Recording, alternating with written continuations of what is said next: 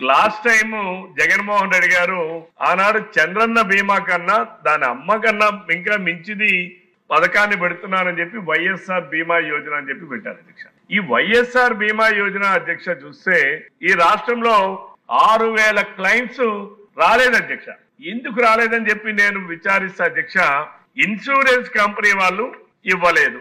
ఏమిటా ఇవ్వలేదనంటే అందులో కూడా మ్యాచింగ్స్ ఏమి ఉన్నాయి అధ్యక్ష, టైప్ ఫండ్స్ ఏమి ఉన్నాయి అధ్యక్ష. మీకు ఫర్ ఎగ్జాంపుల్ అధ్యక్ష, ఇన్సూరెన్స్ కంపెనీ వాడు చెప్పింది ఏంటంటే నా నియోజకవర్గంలోనూ ఒక ఎగ్జాంపుల్ పిడుగుపడి చనిపోయారు అధ్యక్ష. పిడుగుపడి చనిపోతే వాడు ఇచ్చిన ఇదేంటంటే అధ్యక్ష, వర్షాలు పడేటప్పుడు పిడుగు పడేటటువంటి సందర్భంలో వాడు భూమి మీద మోకాలు కానించి కింద కొంగని కూర్చోవాలి, కానీ వాడు వెళ్ళి చెట్టు కింద నిలబడ్డాడు, అందుకే పిడుగు పడింది, అందుకే వాడు చనిపోయాడు. కాబట్టి వాడికి ఈ ఇన్సూరెన్స్ వైఎస్ఆర్ బీమా యోజన వర్తించదు. ఎవరికి ఇచ్చాడు అధ్యక్ష జగన్మోహన్ రెడ్డి?